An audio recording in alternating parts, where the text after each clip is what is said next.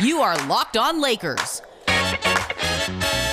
your daily Los Angeles Lakers podcast. Part of the Locked On Podcast Network, your team every day.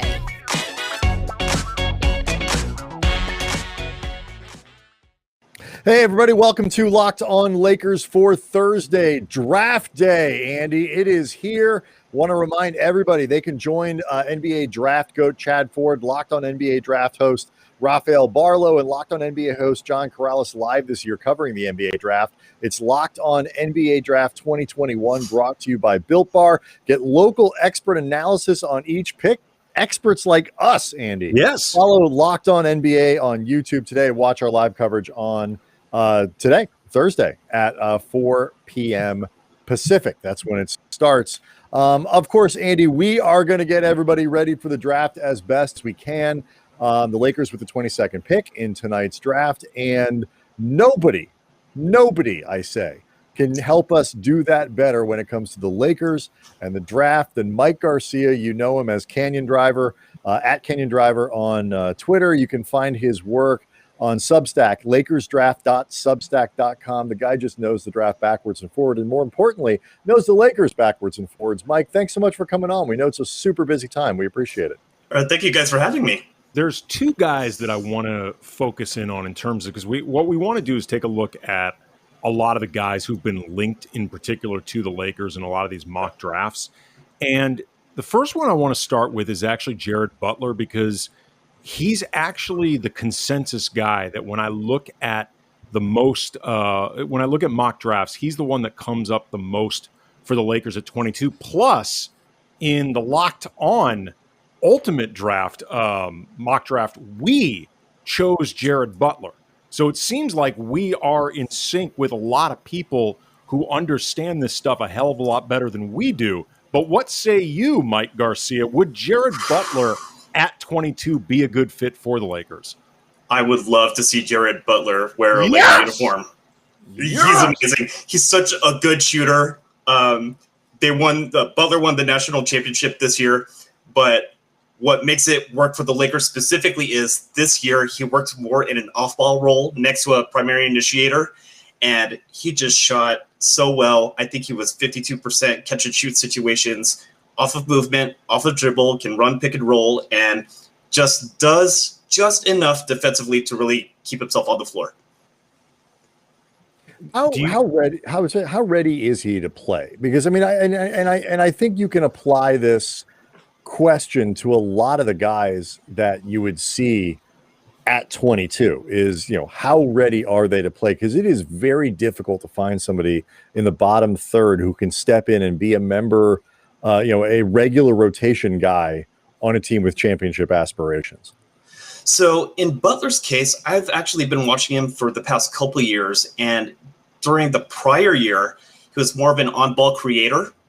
Mm-hmm. And now that he shifted into this role, I think it says a lot about his ability to adapt to new situations. And not only did he adapt to this off-ball role from the creator, now he's an accurate shooter with shot variation in terms of movement, shooting, and all these other things as well. So that's the kind of ideal guard that fits next to LeBron, right? When you look at him as a scorer and the different ways that he can go about doing that, what are you seeing as the biggest strengths, particularly the stuff that you think will translate at the next level? And then where are the areas where he might have a little more difficulties? So thankfully, his best strengths are what the Lakers need. He can spot up at the corners and catch and shoot. That's one. Two is pull up jump shots off the dribble, right? If he's in a 1v1 situation, just break down. He's got an advanced handle. So break down the man a little bit, create some space, pull up on that jumper. He's got that with accuracy too.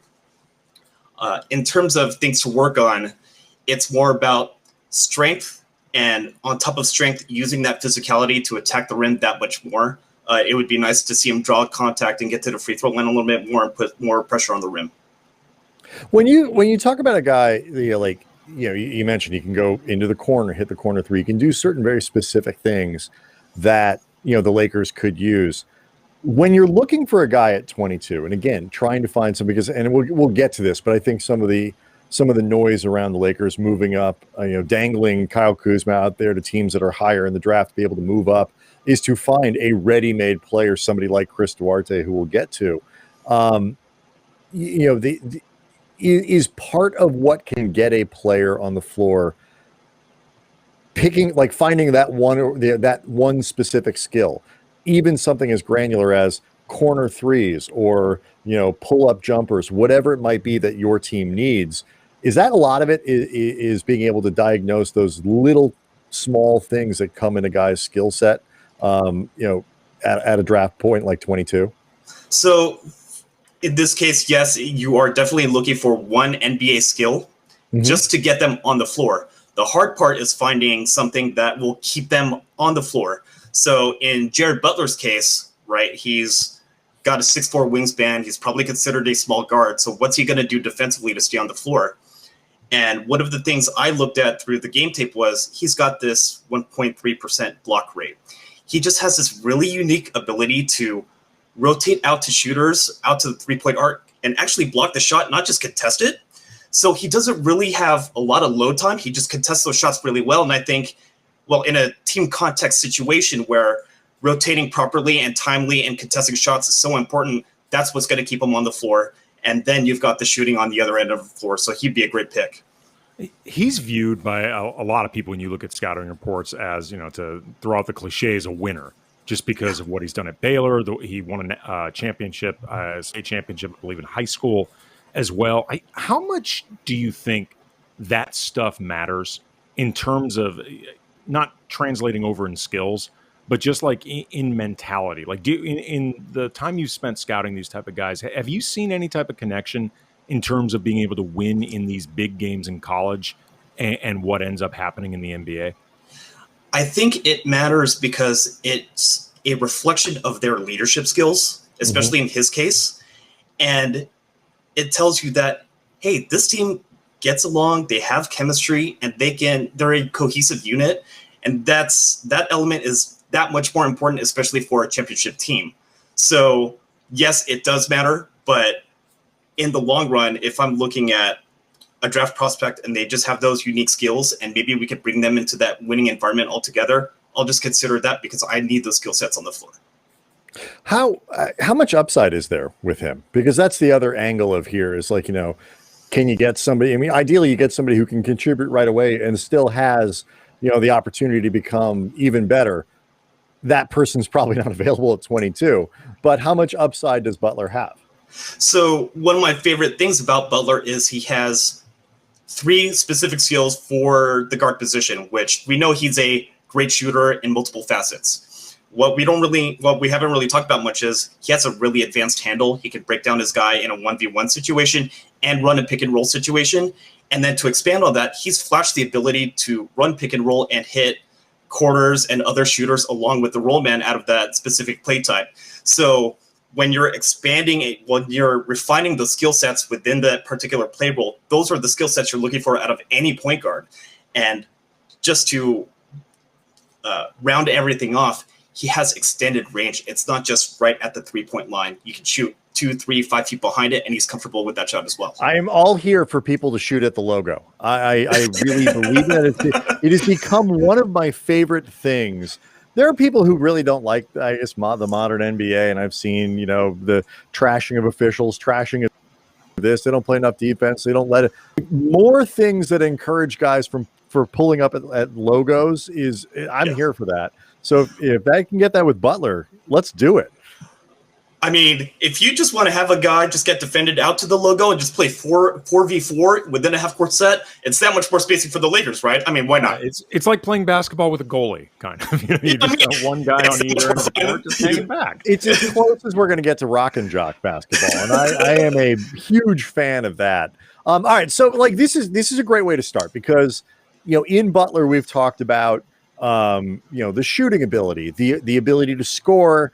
Whether as a shooter in the half court, whether as a guy who can create a little bit for himself and for others in the way that you're talking, Mike.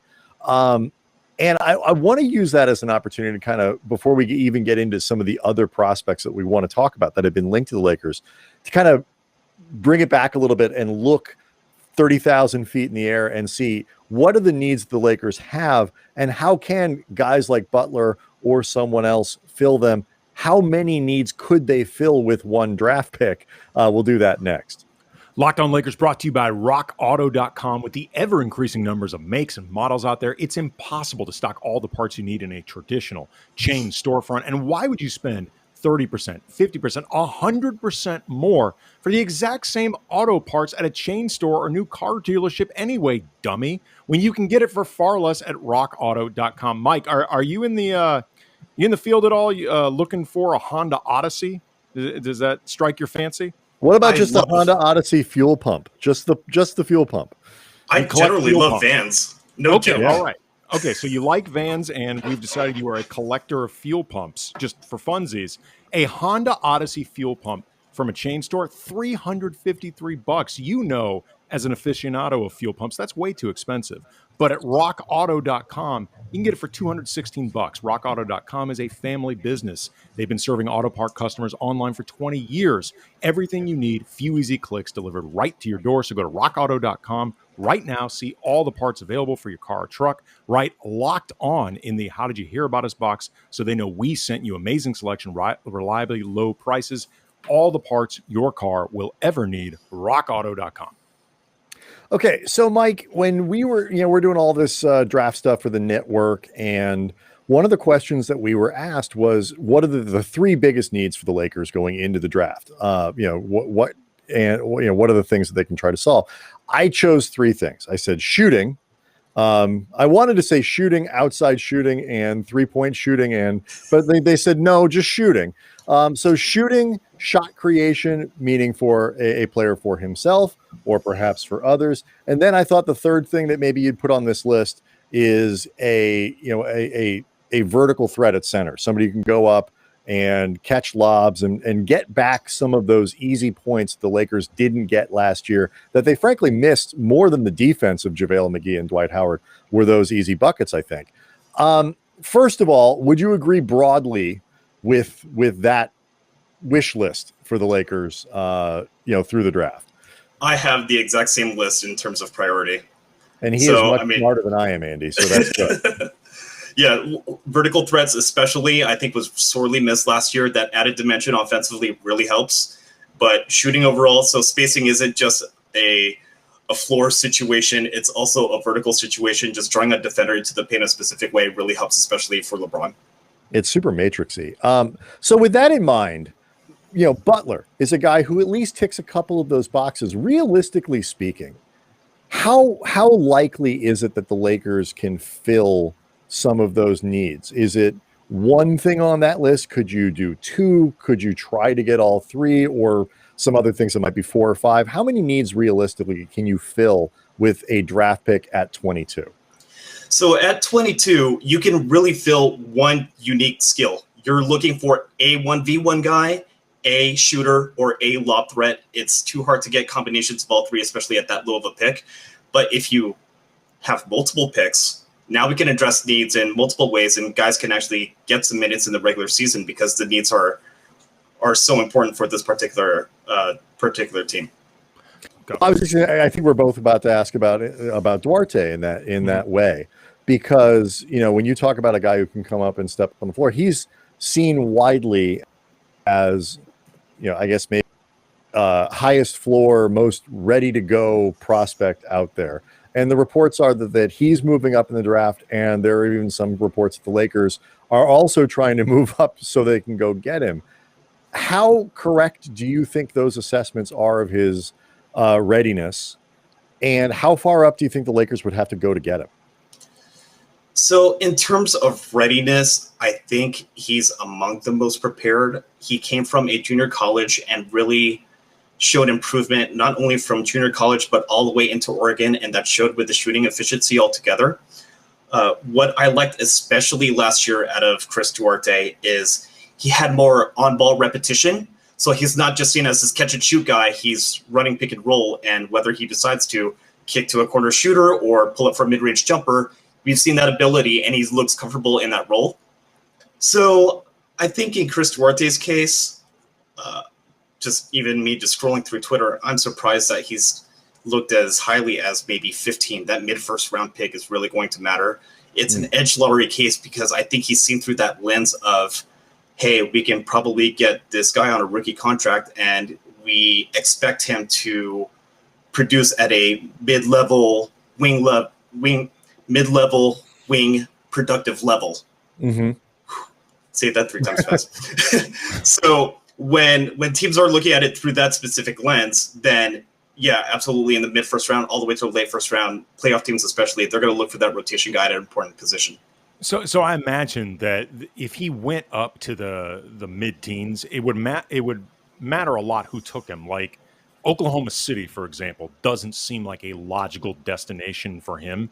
But if there's, the team that was basically like an 8 seed or a play-in team in the lottery that sees themselves progressing towards the playoffs and progressing more towards like a stable competitive situation, he would make more sense there if you had like the 18th pick. Yeah, absolutely. I mean, it's hard just to get the kind of depth that you would trust to play in a playoff setting. And even if he distills 10 minutes a game, even 5 minutes in a playoff setting, that's important rest for the critical guys that are going to close out games altogether. So that's where Chris Duarte can really excel. So for the logic for the Lakers moving up, is that they only have that taxpayer mid-level exception. And if you're not sacrificing something significant for you next year or something that you think can be replaced, on the open market with a veteran's minimum contract or whatever it is, it's essentially like signing somebody who could be another $6 or $7 million player if you think he's that good and that ready to go today. That's the logic. Absolutely. His particular position, just wing positions in general in the NBA, as a rotation level guy, those guys usually go for $12, $15, $18 million per contract.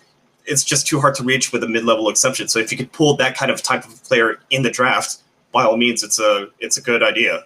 Right. And for people who haven't seen it, Andy and I did a video on the Locked On Lakers YouTube channel about available wings.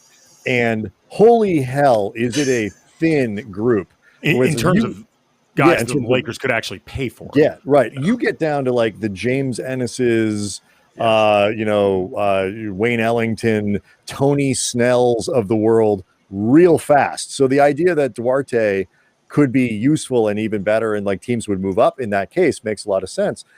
Who else could, like, let's say the Lakers decide they really want to move up and want to find somebody impactful.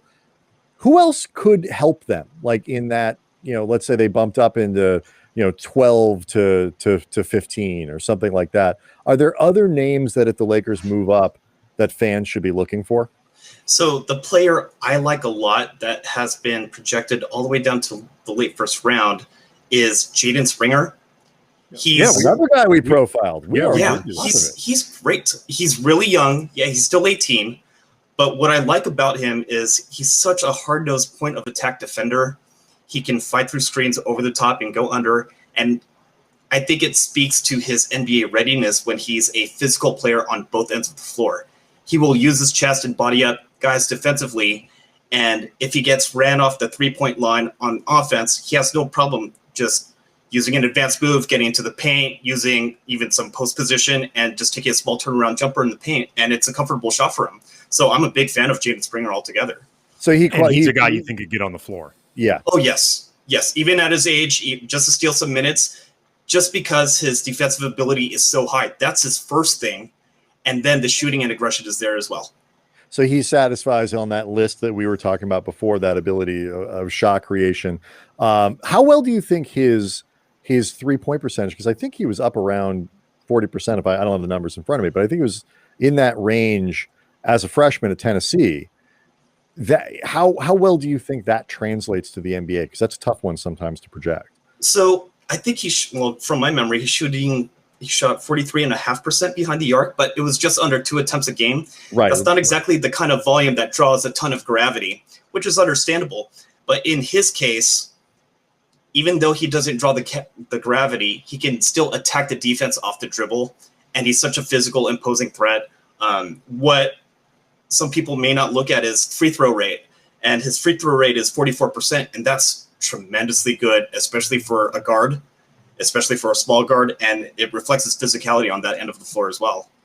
Does he tend to draw fouls more attacking the paint or being able to bait fouls through his shots, both? Like, how does he go about getting to the line so often? He draws contact in the paint. He seeks out that physicality, and then after a couple dribbles and a advanced move, he'll use a pro hop, and he'll jump into chests of big guys if he has to and try to finish above them.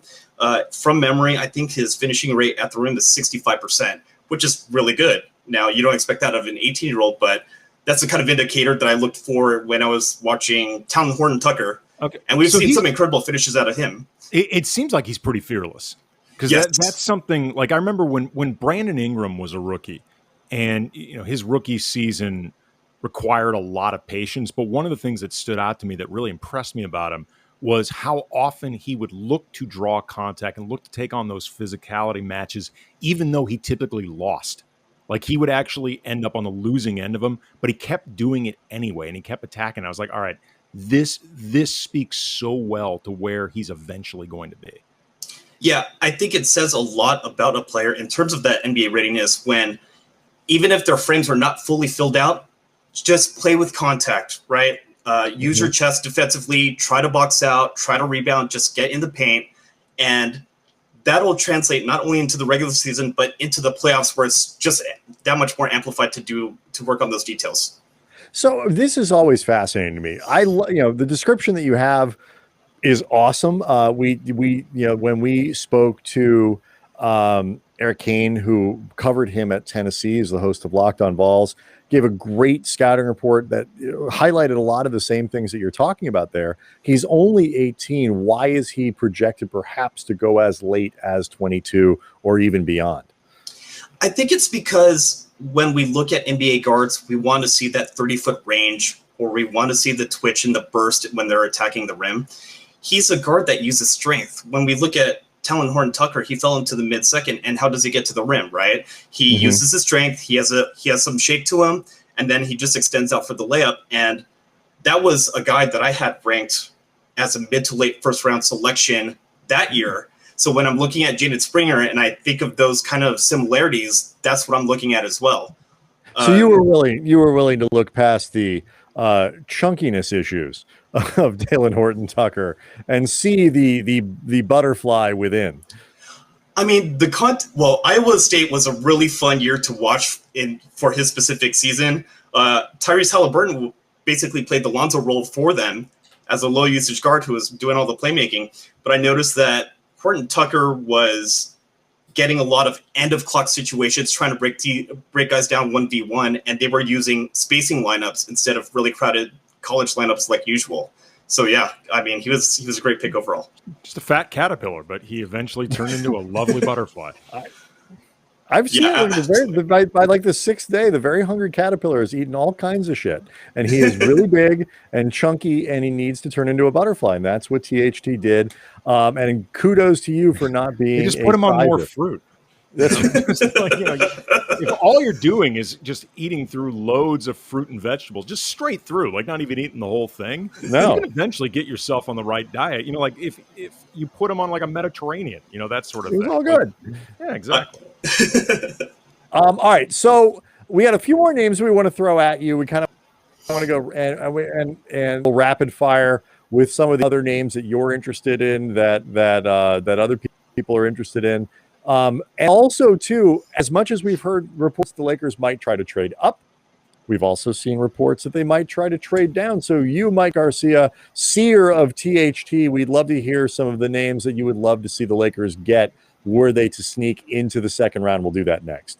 Locked On Lakers brought to you by BetOnline. BetOnline, the fastest, easiest way to bet on all your sports action. Baseball season's in full swing. You can track all the action at BetOnline. This week, as always, tons of sports action on the go. Get all the latest odds, news, info for all your sporting needs, including MLB, UFC, MMA. The NBA draft is today, and if you want to bet on the Lakers selection, you can start with Jaden Springer, who last I checked is at 22.5 for the over-under in terms of his selection. Chris Duarte, over-under 17.5. Cam Thomas, who we've previewed in the past, 23.5. So you can have a little bit of fun while waiting for the Lakers to eventually make their selection and maybe earn a little scratch along the way. So before the next pitch, head over to Bet Online on your laptop, your mobile device. Check out all the great sporting news, sign-up bonuses, contest information. Don't sit on the sidelines anymore. This is your chance to get into the game. Head to the website, use your mobile device, sign up today, receive your 50% welcome bonus on your first deposit using the promo code LOCKEDON. Bet Online, your online sportsbook experts. Again, it's LakersDraft.substack.com to go read Mike's work on Substack. Most of the players, Mike, that are tied to the Lakers through mock drafts turn out to be guards. I guess Duarte as a wing, but where are the bigs? Were they the Lakers could use, a stretch four or somebody who can fill that role along the wing. It's not like they only need guards. Were they to go bigger? So there are a couple of centers that I've been looking at. One of them is Jericho Sims out of Texas. He's a clutch client, and one of my favorite things about him is he's 6'9" without shoes. He's got, I think, a 7'3" plus wingspan, but his max vert during the combine was over 44 inches. So when he was playing in the game and getting a lot of lob attempts, you could see his eye level to the rim altogether. So he's a powerful finisher. And then on the flip side of things, he's a switchable 5 in that he's mobile enough to keep track of guards and wings, at least at the collegiate level. And when he gets put on that island, he'll defend them all the way to the cup and do pretty well. So you have that, you have the lob threat and you have that perimeter defensive ability. We just have to keep him out of foul trouble. And then outside of that, I mean, he'd be a great get. Is he 22 worthy? Yes. Well, I have him more as an early to mid second round, but only because the depth of this draft between 22 to say 35, it's all relatively the same tier of talent. So wouldn't be surprising to see him get ranked that highly or certainly later into the mid second. So it's not a Ronaldo Balkman situation where if they took him at 22, you're like, wait, what? I don't even know who that is. Oh, it's been a while since I've heard that name, but I know who you're talking about. Yeah, it's been a lot for a lot of people. But like, how? Before we move on to a couple other guys, I want to throw some names at you. How common is that? Like, we make such a big deal out of, oh, this guy was projected to go 24, and you took him at 17, and like, oh my God, it's a reach. They could. When you start to get past 15, when you get to say 20 to 35. Practically speaking, in a typical draft, how much difference is there really between those players? There really isn't that much difference. So I think teams are looking for specific things that either fulfill their team needs in terms of skills or positional need, or in some cases, like, hey, this guy has a really great attitude. He's a proven leader. He's won a national championship. This is the kind of guy we also want in our locker room. So I think those are the details that teams are looking for in that specific range. What do you think about Trey Murphy III? He's a guy who a lot of Laker fans are excited about. So Trey Murphy is 21 years old. He's a little bit of a late bloomer. I think he had a recent growth spurt. He's still kind of relatively skinny with the frame, but, he's about 6'8", 6'9", 7'1" wingspan. He was a 50, 40, 90 stat year in terms of shooting. He's just great in catch and shoot. He attacks closeouts and he tries to finish with two hands. It's great. I think he's more of a long-term project because his frame needs to fill out, but there's a lot of promise there defensively because when he gets put on that island against wings and guards, he's able to keep up laterally all along the drive and not get beat. He just stays in front of him, which is really great. I just wish he was a bit more physical when he does things defensively. Okay, with somebody like Murphy, because Brian and I both feel pretty strongly, and you can feel free to disagree if you want, that the Lakers, all things being equal, need to, if they use this first-round pick, it has to be on somebody who is rotation ready or at least potentially rotation ready 10 to 15 minutes a night. Like, they don't necessarily have the luxury of being able to have a roster spot for somebody that they know. We're floor people, Mike, not ceiling people. Exactly. Well, I mean, look, you give me a guy with a good ceiling and a good floor, great. But in terms of where you can realistically use this pick, is he somebody that you think would be worth going against that school of thought for? Like, is his upside high enough that you'd be willing to ignore the idea that you could be burning a roster spot this year? The upside is worth it. There's a lot of promise. His earlier game tape with Rice University showed more offensive promise, pull-up shooting off the dribble, taking guys off the dribble 1v1.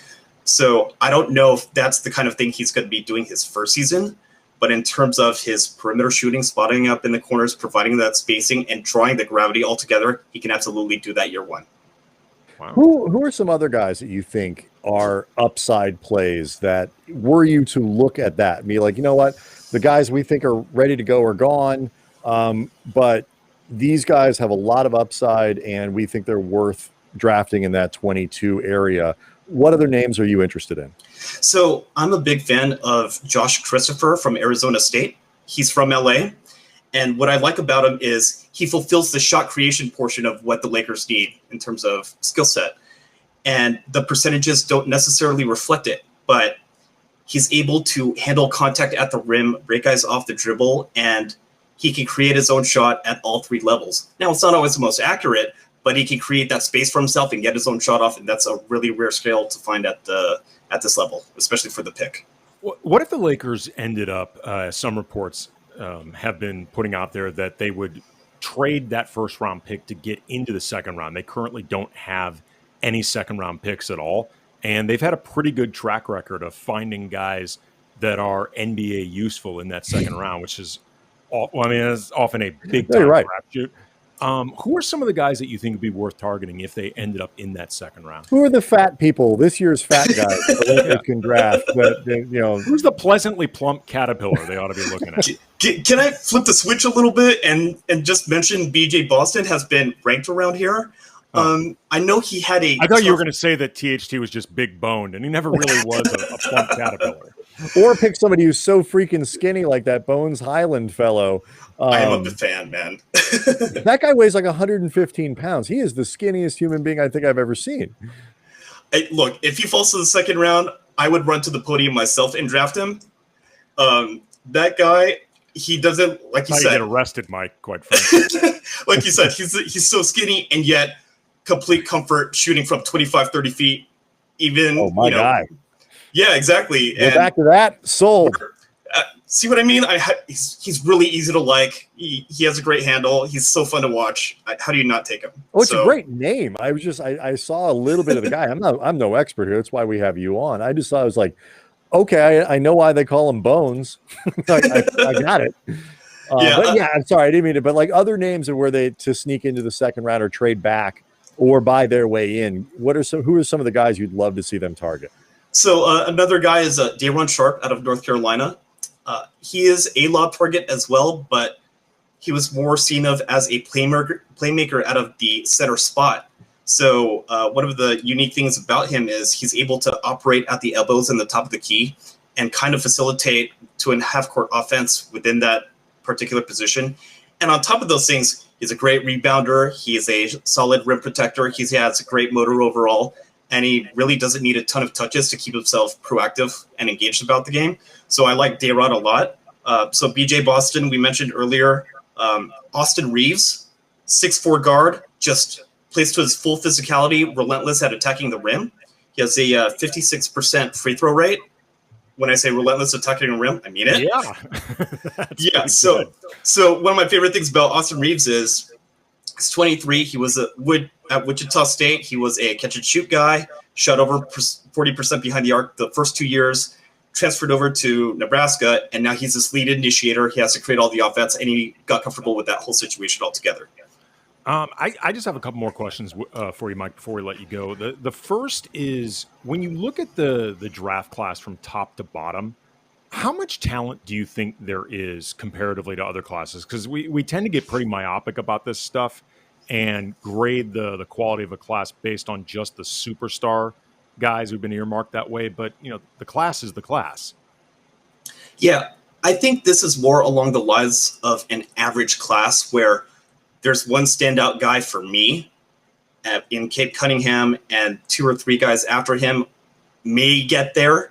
But once you get to around, say, 20 to 35, we mentioned earlier, it's the same general stack of talent. And there might be a handful of guys beyond that 35th pick that may stick it out in the NBA or even go out undrafted and still make it in the league. But I haven't been able to find anything uniquely special about guys slipping down to, say, 25. Oh, he's can't miss. I need to get this guy. But in this case, given the track record of the Lakers and their scouting team, they should be able to find at least 2 or 3 guys. Okay, that you just led me to the other question that I have. Brian and I have spent a lot of time recently talking about the Lakers' success drafting in the 20s, in the case of Josh Hart, 30, sometimes in the second round. And they've been very good at it, and we've offered a lot of different theories on why. From our perspective, I'm curious what you think has really stood out in terms of the Lakers' approach that would explain that track record of success. So I think we mentioned earlier about how they look for that one NBA skill that looks directly translatable. And we also mentioned about what's the other thing that keeps them on the floor. You had mentioned Josh Hart, and Josh Hart had the intangibles. He was on a championship team. He was a proven shooter. He attacked the paint aggressively, and he was a solid defender. Well, we mentioned those similar kinds of qualities that, say, Jaden Springer, who might just slip down, or Jared Butler, who might just slip down. So the Lakers are in a fortunate spot where it's a good draft class, and those kind of guys are going to be available at the pick. It's just a matter of who is it going to be. And I have full faith in that scouting staff altogether. All right, we'll wrap with this one for you. Mike, two-part question here. What do you think will happen with the Lakers Thursday night?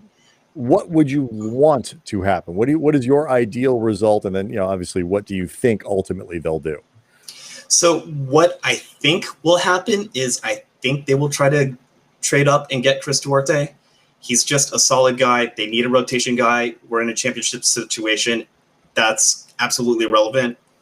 In case to what I want to happen or what I wish to happen, I want Jaden Springer to be a Laker. As I mentioned, he plays both ends of the floor. He's aggressive at both ends. He's physical, and he's strong enough to actually handle it. So I think that would be great for the short term, but more importantly, also the second year and third year in terms of development. This is how you know he's a real Laker fan, by the way, when he started talking we. Like, this is what we should be doing. This is how you know Mike Garcia is a real one. I've been zoned in all week. I'm sure. All right, Mike Garcia, you find him at Canyon Driver, and you can read all of his stuff, and really should read all of his stuff at his Substack. It's lakersdraft.substack.com. We'll tweet that out as well as we promote the show. This is awesome stuff as people get ready for the draft. Thank you so much for taking the time, man. We really appreciate it. Oh, I appreciate you guys having me. Thanks again.